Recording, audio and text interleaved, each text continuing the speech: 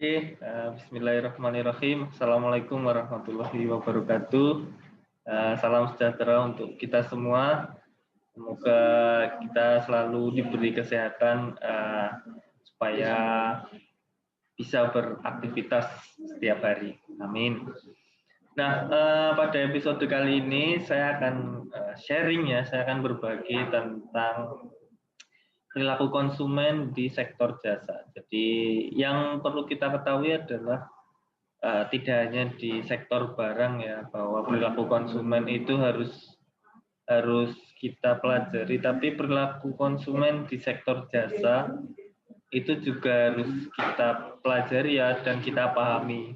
Jadi kita mempelajari perilaku konsumen itu nggak bisa kita generalisir secara umum yang pakai produk barang itu perilakunya X, maka yang jasa juga X. Nah, itu nggak bisa karena dari segi apa yang diperoleh pun juga sudah beda. Jadi perilakunya pasti juga berbeda. Nah, nanti lebih lanjut kita akan membahasnya di PPT yang sudah saya buat.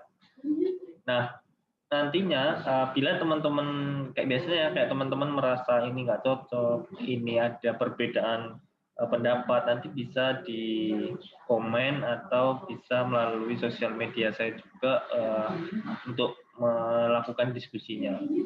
Jadi mari kita berbagi, mari kita sharing tentang perilaku konsumen di sektor jasa. Sebelumnya saya share screen terlebih dahulu.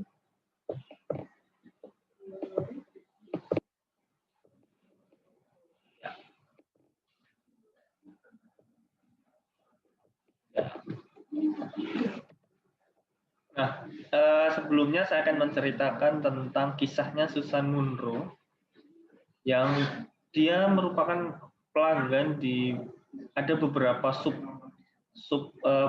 bisnis yang bergerak di bidang jasa ya. Jadi dia selama 1 hari dia bertemu dengan 6 perusahaan jasa dan dalam kondisi yang berbeda-beda juga. Nah, di sini ada pendidikan, ada kedai makanan, ada perbankan, ada salon, laundry, dan juga asuransi. Nah, mari saya ceritakan sedikit ya. Jadi pada hari Selasa pagi, nah Susan Munro ini merupakan mahasiswa semester akhir di sebuah kampus dengan jurusan bisnis. Nah, ini pasti ya, kalau jurusan atau yang berkaitan dengan kampus itu pasti dia merupakan pelanggan jasa di bidang pendidikan. Jadi pendidikan itu bukan kita jual beli gedung, jual beli meja, jual beli papan tulis, bukan ya. Jadi kalau kampus itu pasti kita berkaitan dengan bagaimana kita menambah wawasan, menambah ilmu, terus kita memperoleh fasilitas yang mendukung kita supaya kita bisa menambah wawasan. Nah, jadi lebih kepada pelayanan yang diberikan kayak staf TU yang membantu kita administrasi, dosen yang membantu kita menambah wawasan ya. Kalau wawasannya jadi nambah. Nah, terus habis itu dan lain sebagainya itu berkaitan dengan pendidikan. Jadi bukan yang seperti saya sampaikan tadi ya, bahwa kita jual beli gedungnya. Nah, itu bukan. Jadi lebih ke pelayanannya yang kita terima. Nah, pada hari itu di kampusnya Susan Munro ini ada banyak kedai makanan, banyak bahasanya apa ya, kalau kita tuh food court lah ya, ada food courtnya gitu kan, banyak yang jualan mulai dari yang olahan sampai yang cepat saji itu ada semua. Nah, pada siang hari itu si Susan Munro ini ingin jajan roti lapis kisahnya. Jadi nggak mau yang berat-berat gitu, pengennya yang ringan aja, beli roti lapis. Hanya saja ketika dia berada di atau sampai di kedai roti lapis, itu ternyata ramai antri. Nah, sedangkan Susan Munro ini butuhnya cepat. Maka dari itu dia langsung berpindah ke kedai makanan cepat saji yang tidak antri, bukan dalam artian itu tidak antri ya, tapi lebih kepada yang melayani dia secara cepat. Nah, maka dari itu di sini pelayanan dari kedai makanan adalah sejatinya bukan hanya jual beli makanannya, tapi yang dilihat dari sini adalah bagaimana pelayanan yang diberikan oleh kedai makanan sehingga kita sebagai pelanggan itu dilayani dengan cepat, terus habis itu secara baik, berkata yang baik, tidak apa namanya, tidak dari penjual itu tidak kasar lah ngomongnya. Jadi kita merasa nyaman untuk berbelanja di situ atau membeli makanan di situ. Nah, terus setelah makanan, terus dia mau balik ke kelas. Nah, habis itu dia mampir ke apa ya bahasanya, ke bagian keuangan. Di sini kaitannya dengan perbankan adalah dia ingin membayar administrasi perkuliahan. Nah, jadi bila di sini perbankan kita bukan jual beli ini ya, jual beli uangnya ya, itu bukan. Jadi kaitannya dengan perbankan adalah jadi Susan Munro di sini dia menggunakan jasa untuk bertransaksi, di mana melalui bank ini dia tidak perlu langsung ngasih uang kepada biro keuangan, tapi lebih kepada dibantu. Jadi Susan Munro tidak harus ke biro keuangan untuk melakukan pembayaran. Dia bisa melalui bank, nanti bank official tersebut yang akan melanjutkan uangnya dia ke biro keuangan. Jadi ada jasa transaksi, bisa juga kalau di bank itu jasa menabung juga ada. Jadi lebih ke jasanya ya, pelayanan yang diberikan kepada kita itu untuk memudahkan kita dalam menyimpan uang, memudahkan kita dalam bertransaksi. Nah, itu manfaat dari perbankan. Itu terus habis itu setelah dari bank, nah dia dapat telepon bahwa pada hari Kamis dia akan melakukan sebuah wawancara kerja nih, karena dia udah semester akhir ya, jadi udah mulai cari kerja. Jadi kalau teman-teman misalnya masih ada yang kuliah, jadi misal dari sekarang sudah punya planning mau kerja di mana atau sudah mulai bekerja part time misalnya, itu bagus sekali ya. Nah, di sini dia misalnya akan melakukan wawancara kerja di hari Kamisnya. Terus dia pergi ke salon nih. Nah, kalau ke salon kaitannya bukan jual beli hair dryer, jual beli sisir, catokan, bukan yang kayak gitu-gitu ya, tapi lebih kepada pelayanan yang diberikan untuk membantu kita menata rambut supaya lebih bagus, lebih indah, lebih oke. Nah, kalau saya itu nggak perlu ya, karena rambut saya cuma sepetak ya, jadi nggak perlu dilakukan perawatan di salon ya gitu. Tapi kalau si Susan Munro ini karena dia cewek ya, rambutnya panjang, sehingga dia harus tampil oke ketika nanti dia wawancara kerja. Nah, ketika di salon dia ketika di salon dia disarankan untuk mewarnai rambutnya. Nah, padahal Susan Munro ini belum pernah mewarnai rambutnya. Nah, tapi dia menerima saran dari si penata rambut yang ada di salon. Cewek ya, kalau salon cewek ya, bukan yang mas-mas tapi gini ya, melambai, itu bukan. Nah, jadi pelayanan di sini adalah ketika seorang pengusaha, yang memberikan layanan itu tidak hanya memenuhi apa yang pelanggan minta, tapi juga seperti yang saya sampaikan bahwa dia juga memberikan sebuah rekomendasi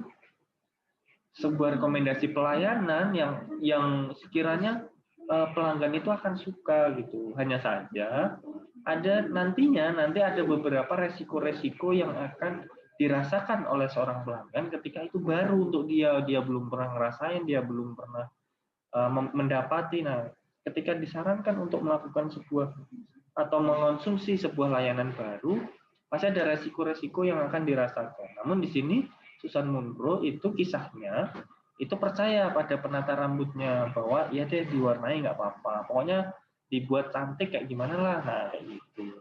Jadi itu sebuah pelayanan ya, bila hasilnya bagus pasti akan sangat puas ya, akan sangat puas.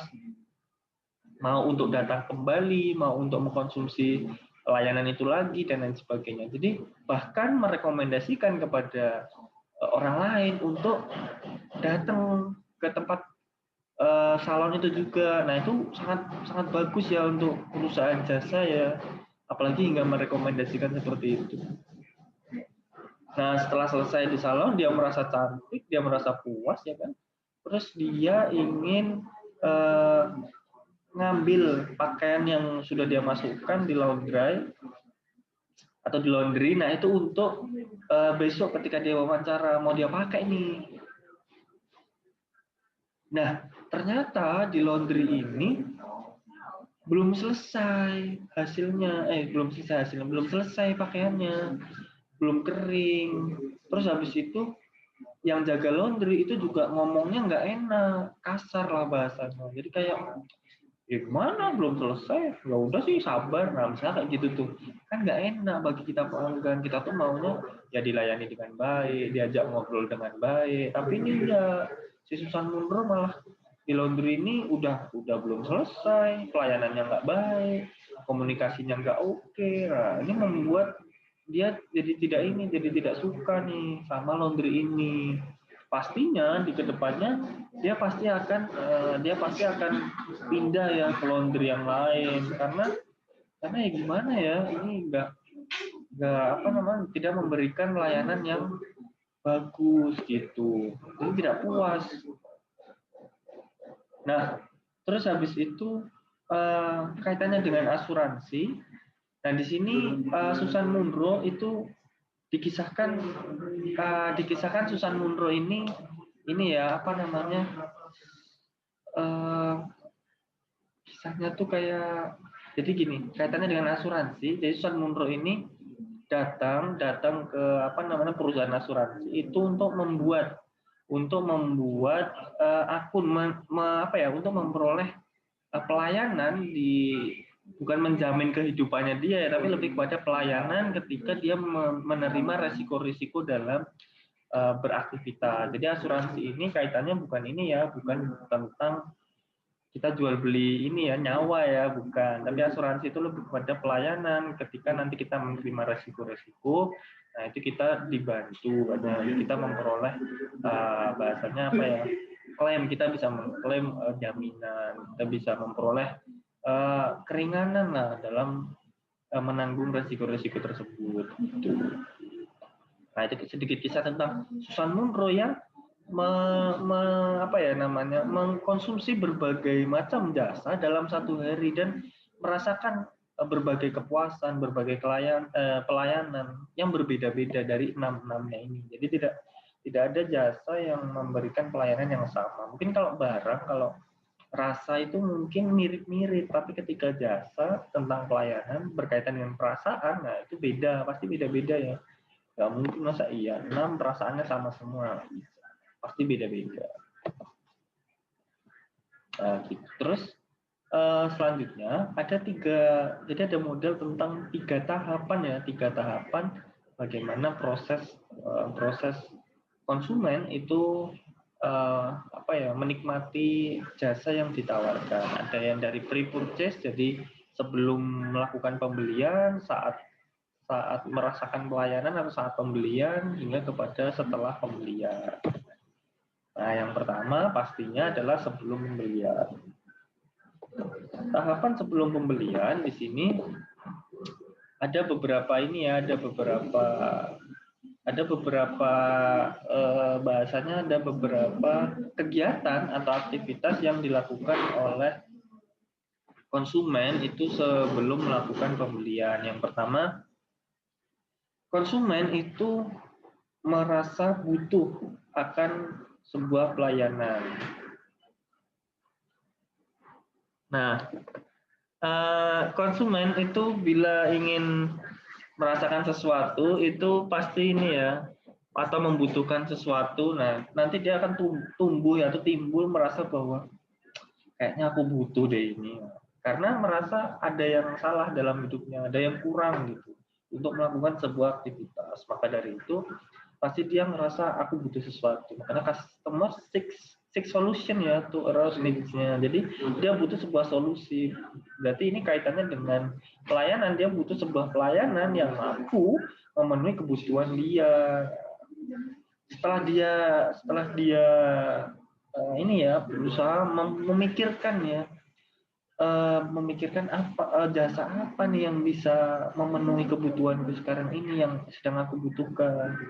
Maka dari itu selanjutnya adalah dia evaluating a service may be difficult. Nah, dia mengevaluasi beberapa alternatif. Jadi setelah kita tahu butuhnya kita apa, jasanya apa, nah kita nyari nih beberapa perusahaan yang menyediakan. Nah, itu kita evaluasi satu-satu. Misalnya kita lihat ratingnya, kita lihat komen-komennya, kita lihat review-reviewnya tentang perusahaan-perusahaan jasa tersebut. Nah, ternyata mungkin ada salah satu yang paling mending atau paling baik lah hasilnya. Nah, itu pasti yang kita pilih.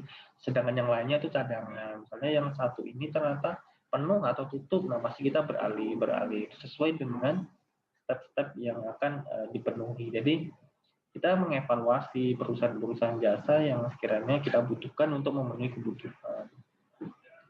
Nah, terus habis itu pasti setelah kita memilih pun kita akan merasa bahwa nanti benar nggak ya hasilnya bagus, bisa jadi nggak bagus nih. Nah, jadi pasti tumbuh perasaan seperti itu ya, kayak kalau teman-teman jasa ojek online misalnya. Nah, itu jasa bukan sih? Nah, jasa antar lah ya, jasa antar atau ojek online misalnya. Nah, itu pasti ketika kita memilih driver, kita dapat driver dan itu baru, pasti kita merasa bahwa ada resiko-resiko yang akan kita terima, kayak, ini nanti yang bawa gimana ya, pelayanannya gimana ya. Nah, mesti ada resiko, persepsi resiko ya yang kita rasakan, dan itu wajar banget, Dan itu emang awalnya gitu, tapi nanti kalau ketika hasilnya bagus, ya udah kita pasti seneng. Resiko itu hilang, persepsi resiko itu tertepis lah bahasanya. Nah, terus habis itu what risk reduction strategies can service supplier develop. Jadi apa saja, jadi kayak strategi yang bisa digunakan oleh perusahaan untuk bagaimana dia mengurangi persepsi resiko yang akan dirasakan oleh konsumen. Nah, itu sangat penting ya, sangat penting bagi sebuah perusahaan itu. Untuk menanggulangi persepsi resiko yang dirasakan oleh konsumen. Nah, dari sisi konsumennya adalah bagaimana konsumen ini berusaha itu untuk meminimalisir persepsi resiko yang dia rasakan. Jadi supaya dia merasa yakin dengan alternatif yang dia pilih, itu juga penting gitu. Nah, baru nanti melewati understanding customer service expectation. Jadi kita juga harus tahu ya ekspektasi kita itu mau ditaruh di mana. Jadi kayak mau sangat puas atau hanya puas atau ya yang penting coba-coba dan lain sebagainya. Nah, baru nanti kita akhirnya akan melakukan pengambilan keputusan untuk ya itu memilih perusahaan jasa itu untuk memenuhi kebutuhan pelayanan yang kita inginkan. Nah, itu tahapan atau kegiatan ya yang dirasakan atau yang dijalani sebelum melakukan pembelian. Nah, di sini yang berkaitan dengan sebenarnya kita tahu dari mana kita butuh akan sebuah pelayanan dari perusahaan jasa itu kayak gimana. Nah, itu ya ada triggers of need-nya. Jadi ada yang menimbulkan, jadi kayak unconscious mind, jadi kayak personal identity dan aspiration, bahwa kita merasa kayaknya aku butuh pihak lain nih untuk membantuku memenuhi kebutuhanku nih. Nah, itu muncul. Atau physical condition kayak lapar. Nah, kita butuh perusahaan pelayan yang melayani kebutuhan ini ya, makan, minum dan lain sebagainya. Jadi itu juga bisa ya yang menimbulkan kebutuhan. Terus yang external source, jadi kayak service, films, marketing activity, itu kita melakukan pembelian atau ingin melakukan pembelian karena kita terpengaruh oleh iklan atau strategi pemasaran yang dilakukan oleh perusahaan itu juga bisa. Jadi ada beberapa macam atau tiga ya, ada tiga alasan kenapa seseorang tuh menjadi butuh akan sebuah jasa. Nah itu ada tiga ini.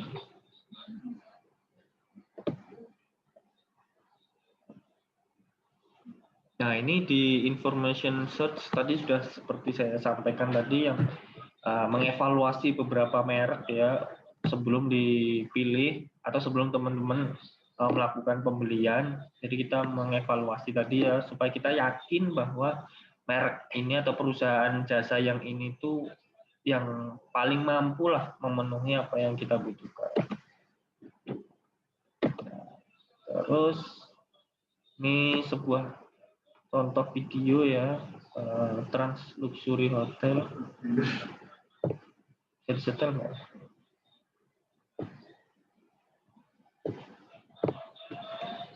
Nggak bisa ya, while loading. Oh, kok ke-close ternyata. Oke, saya lanjutkan saja kalau gitu. Ini ada.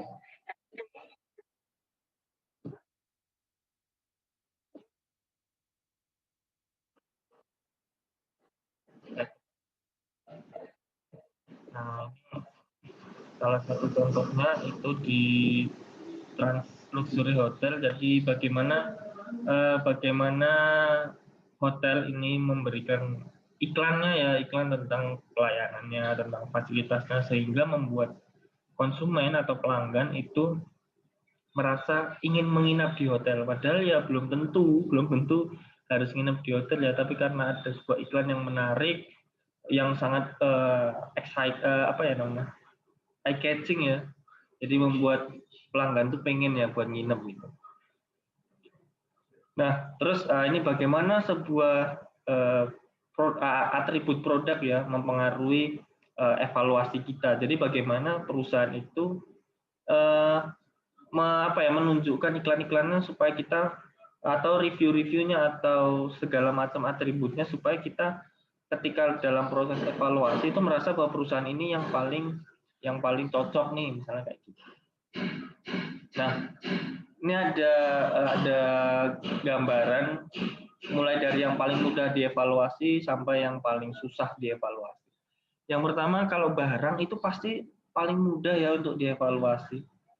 Nah, beda ya tapi jangan langsung digeneralisir ya. Ini adalah sebuah teori yang menggambarkan ketika perilaku konsumen itu mirip atau hampir sama. Tapi beda ya kalau konsumennya di Indonesia, cowok sama cewek itu udah beda jauh. Bagaimana cewek itu bisa jadi semua jadi susah tuh untuk dievaluasi. Kalau cowok bisa jadi semua jadi gampang untuk dievaluasi. Jadi perbedaan perilakunya tergantung di mana tempatnya juga. Terus umur, nah, selain gender, umur udah cewek, umurnya sekian misalnya, nah itu udah beda-beda lagi. Cowok umur sekian, nah itu juga beda-beda. Nah misalnya di sini yang sekiranya bisa digeneralisir, misalnya ya easy to evaluate, clothing, baju, kursi, motor vehicle, dan foods atau makanan. Nah itu pasti mudah ya untuk dievaluasi. Kayak kita udah biasa di sana aja lah. Nah misalnya gitu. Terus yang sedengan, yang tidak terlalu sulit dan tidak terlalu mudah juga ada restoran meals, ada lawn fertilizer, haircut, entertainment. Nah itu biasanya lebih kepada kita sudah ada experience ya di situ, terus kita nanti mau kembali lagi ke situ. Nah, sedangkan yang difficult to evaluate itu pasti ya computer repair karena kaitannya dengan komputer itu masih barang mahal nih untuk kita. Jadi kayak high in credence atribut. Jadi harus kredibilitasnya tinggi baru kita percaya gitu. Education jelas, pendidikan ya jelas ya kayak kita pasti melihatnya kayak pendidikan ini reputasinya kayak gimana, terus sejarahnya kayak gimana juga itu pasti susah untuk dievaluasi. Jadi kalau misalnya teman-teman nih milih negeri atau swasta gitu, itu pasti susah ya karena reputasinya bersaing. Nah itu juga bisa dan lain sebagainya. Itu yang membuat kita menjadi mempertimbangkan ya faktor-faktor apa saja yang perlu dievaluasi. Nah, ini persepsi resiko ketika membeli tadi sudah saya sampaikan ya, kayak fungsionalnya misal kita udah membeli jasa atau mengkonsumsi pelayanan ternyata hasilnya tidak sesuai. Terus secara finansial juga tadi ya, secara finansial nanti kita udah keluar sekian tapi performanya nggak oke. Nah, itu kita merasa gimana juga. Terus yang lain, misalnya yang lain ada physical, secara kita misalnya kayak yang rambut tadi ya di salon misalnya, kita memperoleh personal injury, misalnya kayak rambut kita jadi lepek, rusak, atau malah rambutnya jadi keras gitu kan, kayak gimbal, padahal kayak gimbal, misalnya kayak gitu. Nah, kita tidak mengharapkan hal itu.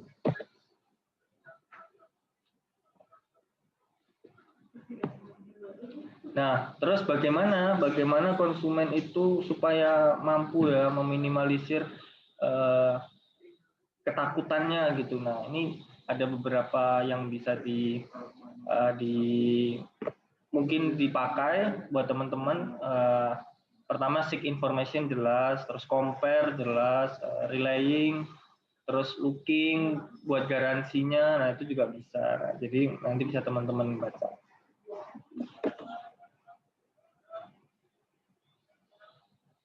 Nah, ini bagaimana tadi ya supaya kita selain tadi ada hal-hal yang bisa mengurangi persepsi resiko, ini juga ada misalnya free trial. Nah, teman-teman bisa ya sebenarnya ya coba-coba berhadiah lah ya, tapi itu layak dicoba. Nah, ini ekspektasi tadi, ini sedikit penjelasannya. Nah, misalnya nih ekspektasinya, jadi kita tuh pengennya misal di kolam renang itu ya cuma ada kita gitu, jadi kayak sepi lah, minimal sepi lah. Nah, ternyata hasilnya kayak pasar. Nah, jadi kolam renang rasa pasar.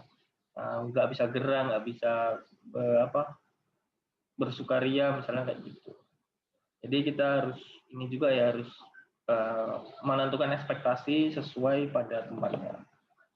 Nah, misalnya burger nih, ekspektasinya yang kayak ada di ini ya, serial SpongeBob itu ya, yang lengkap banget gitu. Ternyata ekspektasinya teman-teman kalau beli di perusahaan makanan cepat saji ya, burger itu cuma roti lapisnya 2 gitu kan, terus tengahnya daging, udah gitu doang. Nah, jadi beda ya kayak yang ada di SpongeBob sama yang di makanan cepat saji. Dan sebut merek ya, nah itu nanti teman-teman sendiri yang tahu. Nah, ini model yang mempengaruhi tentang ekspektasi dari konsumen ya. Pertama ada personal needs, jelas kebutuhannya, terus kepercayaannya. Nah, itu akan di service-nya. Jadi ada zona toleransi juga. Jadi kayak ini tuh modelnya kayak kita sudah menentukan ekspektasi nih, tapi nanti pasti ada level toleransi di mana ya udahlah nggak apa-apa segini aja gitu, atau enggak ya udahlah nggak apa-apa agak turun dikit, alah ini segini ya nggak apa-apa deh, masih oke, masih bisa diterima. Nah, itu juga ada levelnya ya. Ini model. Nah, ini sedikit penjelasannya tadi ya tentang desired service level. Nah, terus habis itu ini ada beberapa, tadi ada desired, ada adequate, ada predicted, ada zone of tolerance tadi ya. Zone of tolerance tadi yang seperti saya sampaikan. Jadi teman-teman perlu tahu ya, sebagai nanti teman-teman ketika jadi pengusaha atau penyedia jasa, nah teman-teman harus tahu dari sisi konsumen ataupun dari sisi perusahaannya, ataupun ketika teman-teman jadi konsumen, sebenarnya ini yang teman-teman rasakan gitu, ini yang teman-teman lakukan, tapi kita nggak tahu karena kita belum tahu teorinya, dan ketika dibuat teorinya kira-kira seperti ini. Jadi perilaku kita ketika mengkonsumsi jasa itu ya kira-kira seperti inilah. Jadi itu sangat relate ya dengan kehidupan. Nah, ini tahap yang ketika kita melakukan pembelian ya. Nah, jadi ini ada beberapa juga. Jadi di dalam ketika kita melakukan pembelian itu ada namanya theater as a metaphor. Jadi sebenarnya ketika kita melakukan pembelian jasa itu sebenarnya ada yang sedang main drama lah. Di situ pasti ada yang main drama kok, teman-teman tahu kan? Pasti kalau pramusaji itu kan gimmick ya, gimmicknya adalah selamat pagi, selamat siang, gitu-gitu. Itu sebenarnya itu karena kewajiban ya, kecuali karena dia melakukannya dengan hati, nah itu beda. Dia suka dengan pekerjaannya, dia memang berusaha untuk 100% memberikan effortnya, nah itu beda lagi. Nah itu ada teater yang bermain di situ ya, jadi kayak ada yang di belakang layar, kayak orang-orang dapur itu belakang layar. Nah yang depan layar ya itu pramusaji atau front office lah bahasa. Nah di situ ada teaternya, ada yang pertama ada service fasilitas, facility ya, ada personilnya, ada role and script teorisnya.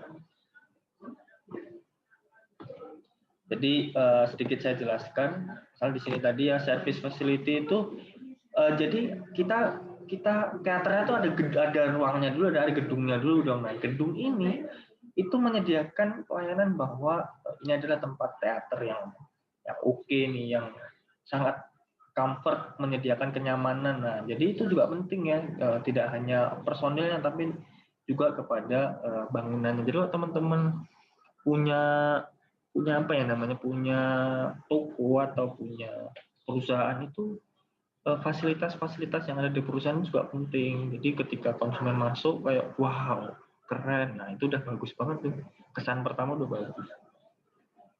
Nah baru selanjutnya didukung dengan personil-personil yang tadi ya bisa memberikan show yang luar biasa bagus juga. Jadi tidak hanya acting yang mungkin bisa melakukannya dengan sepenuh hati, tapi itu bahasanya adalah mereka tuh sedang melakukan drama. Terus role dan script teorisnya itu juga main ya, jadi kayak SOP ketika berbicara kepada konsumen itu juga penting, karena itu juga membantu meningkatkan kepuasan dari pelanggan. Terus, nah ini ketika melakukan pembelian jasa itu sebenarnya ada high contact dan low contact. Jadi ada jasa yang kita yang tinggi akan kontak ya dengan orang tersebut, ada juga yang low contact, ada yang bahkan kita nggak usah ketemu tapi jasanya udah apa namanya, udah kita dapat gitu. Misalnya high contact ada di sini haircut, jelas ya kita harus ada di situ. Nah, rambutnya siapa yang mau dipotong kalau low contact ya kan? Terus ada hotel, pasti ya yang mau nginep siapa kalau bukan kita. Terus ada restoran, jelas yang mau makan siapa kalau bukan kita. Airline travel juga jelas, yang naik pesawat kan kita. Masa iya? Tetangga nggak mungkin gitu. Terus yang tengah-tengah ya, yang kita high contact juga nggak terlalu, low contact juga nggak low juga gitu. Ada manajemen consulting, telepon banking, car repair, nah itu juga ada. Jadi ada yang terakhir yaitu low contact, kita nggak harus ketemu sebenarnya. Jadi ketemunya sangat minim ya, low contact itu. Internet banking jelas, terus internet based service jelas. Jadi yang by internet itu pasti kita low contact ya, karena jarak jauh aja bisa. Terus habis itu, nah ini sedikit skema yang saya gambarkan tadi ya tentang theater of metaphor tadi. Nah ini namanya servaction system gitu. Jadi ada yang di belakang, ada yang di depan layar, gitu.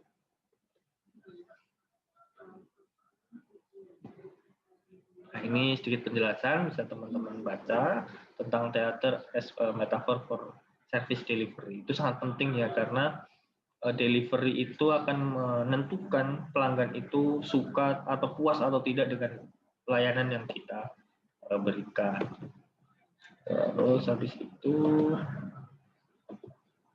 nah ini yang setelah pembelian. Nah pasti ya setelah pembelian itu pelanggan itu akan melakukan evaluasi tentang performa dari jasa yang kita berikan. Kalau teman-teman sebagai pelanggan pasti kan mikirnya setelah memperoleh jasa pasti oke juga ya. Kalau enggak, enggak banget deh. Nah, misalnya kayak gitu.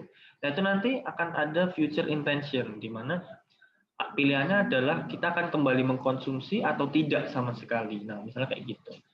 Atau kita bahkan merekomendasikan ketika kita tidak puas ya, merekomendasikan kepada orang lain, jangan ke situlah.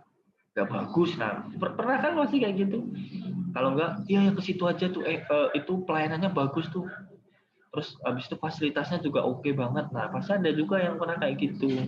Nah, itu sangat penting ya, itu sebagai konsumen. Sedangkan sebagai perusahaan kita juga perlu untuk bagaimana supaya pelanggan itu akan memberikan apa ya, review yang positif, jangan sampai ada negatifnya. Nah, seminimal mungkin konsumen itu atau pelanggan itu memberikan review negatif. Jadi kalau bisa kebanyakan yang positifnya gitu. Nah, mungkin itu saja sedikit yang bisa saya bagi. Jadi nanti silakan teman-teman evaluasi ya bagaimana kita mempelajari atau memahami perilaku konsumen. Bahkan sering kan ya kita lakukan, ternyata kita merasa bahwa aku nggak gitu. Padahal bisa jadi itu kita banget. Nah, misalnya gitu sebagai konsumen ya. Kalau teman-teman yang udah punya perusahaan pasti merasa, oh iya ya, harusnya kayak gitu. Nah, misalnya gitu ya. Oke, terima kasih. Sampai bertemu di episode selanjutnya. Bila masih ada kurangnya, mohon maaf. Wabillahi taufiq wal hidayah. Wassalamualaikum warahmatullahi wabarakatuh. Bye.